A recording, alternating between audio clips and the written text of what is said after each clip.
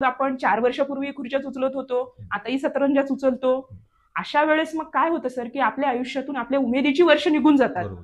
आणि आपलं सगळं गणित फेल ठरतं. मला असं वाटते, की आपली घडी कुठेतरी चुकते समाजाची. हो. रिटायर्ड झाल्यावर लोकांना समाजसेवा करण्याची अत्यंत आवड निर्माण होते. हो. आणि जेव्हा करायला पाहिजे तेव्हा ही तेव्हा आवड नसते.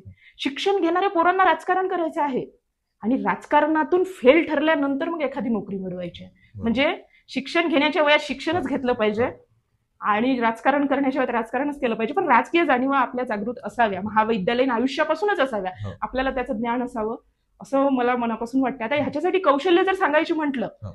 तर आपण एखाद्या पक्षाला जेव्हा जॉईन करतो हो. त्यावेळेस या देशामध्ये तुम्ही, मी, आपण, कोणता पक्ष, कुठला समाज, धर्म कोणीच मोठा नाही. मोठा आहे देशाचं संविधान.